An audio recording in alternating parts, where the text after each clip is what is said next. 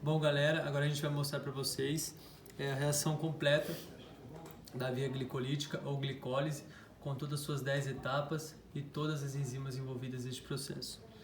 Bom, como primeira molécula, a gente vai ter a molécula de glicose com seus 6 carbonos e a chegada de um ATP junto à enzima hexoquinase.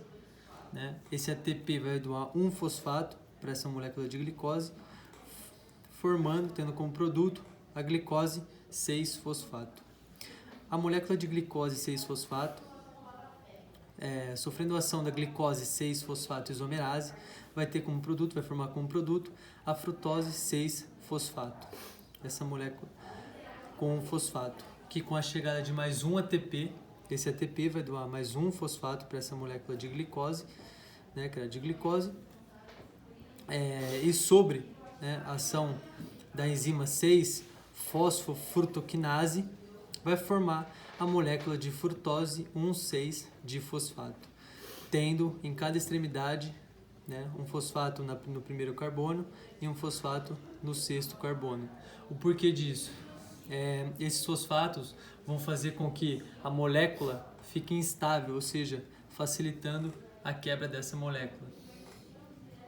E bom, com a quebra dessa molécula, frutose 1,6-difosfato, a gente vai ter como resultado duas moléculas.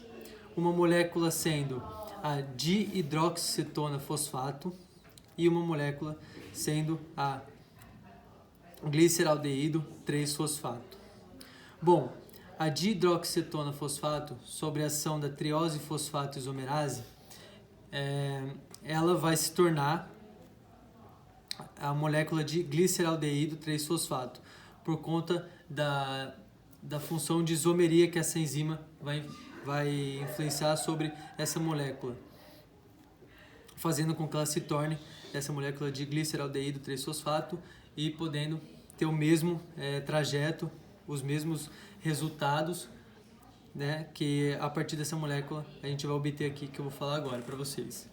Bom, dessa molécula de gliceraldeído 3-fosfato, como houve a quebra dessa molécula com 2 fosfatos, a gente vai ter como resultado dessa quebra 4 elétrons e 4 hidrogênios. Esses 4 elétrons e 4 hidrogênios vão ser capturados pelas coenzimas, cuja função é aceptar e capturar elétrons e hidrogênios. Duas enzimas, as conhecidas como NAD+, ou seja, coenzimas oxidadas, elas vão capturar e aceptar cada uma delas um hidrogênio e os elétrons. Quando elas capturam esses hidrogênios, elas se tornam NADH, ou seja, sua forma reduzida. As duas se tornam reduzidas.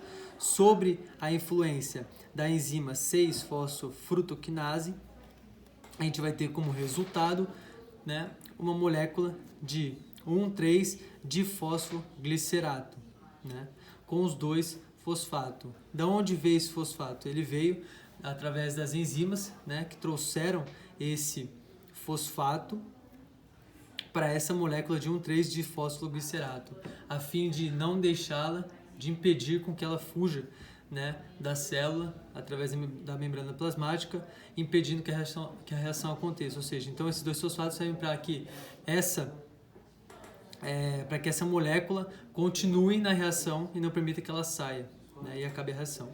E bom, feita essa molécula, a gente vai ter a chegada de um ADP nesse lado. Lembrando que a gente vai ter toda essa reação acontecendo do outro lado também. Então, desse lado, a gente vai ter a chegada de um ATP, como do outro a gente vai ter a chegada de mais um ATP.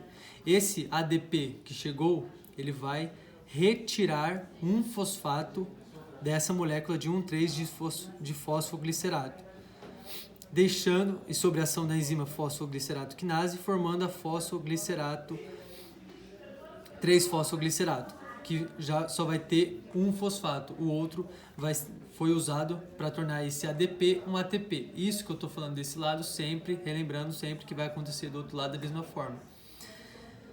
Com a formação da 3-fosfoglicerato sobre a ação da enzima fosfoglicerato mutase, a gente vai ter a formação e deslocação desse fosfato para o segundo carbono. formando a molécula de 2-fosfoglicerato. Essa molécula vai perder, de alguma forma, vai ser liberada 2 moléculas de H2O, ou seja, de água, e sobre a ação da enzima fosfopiruvato hidratase vai ser formada a molécula de fosfoenol piruvato, que é uma molécula antes de ser formado o ácido pirúvico, que sobre a ação do piruvato quinase vai ser enfim formado o ácido pirúvico. Porém, aqui, essa molécula tem ainda um fosfato. Antes de ela se tornar um piruvato, vai chegar mais um ADP de cada lado. Esses 2 ADPs que estão mostrando aqui é que chega um desse lado da reação e um do outro lado da reação. Então, por isso, esse ADP vai ser responsável por retirar esse fosfato daqui, dessa molécula do fosfoenol piruvato, tornando, né, esse ADP em ATP e resultando numa molécula sem fosfato, que é o ácido pirúvico, o piruvato como a gente conhece, né, que é o produto final da via glicolítica-glicose. Aqui, ó, da glicose até a frutose 1,6-fosfato, a gente tem a fase de investimento, ou seja, a glicose, para ver a quebra dessa molécula de glicose, a gente tem que ter como investimento essas 2 moléculas de ATP. Tendo essas 2 moléculas de ATP investidas, no final a gente vai ter como formação 4 ATPs, porém 2 serão recolocados, ou seja, vão como se fosse recolocar, né, no lugar desses 2 ATPs, né, fazendo a substituição deles, e essa vai ser chamada como fase de pagamento, que vai pagar esses 2 ATPs investidos, formando no total, no final de toda essa via glicolítica, 2-fosfato, a água, mais 2 moléculas de hidrogênio, que foi formado aqui, né? Quando foram formados 4 hidrogênios, essas coenzimas ficaram cada uma responsável por um hidrogênio, ou seja, sobraram ainda 2 que serão jogados para o final, lá no saldo da via glicolítica. E mais essas 2 moléculas de ácido pirúvico. E é isso.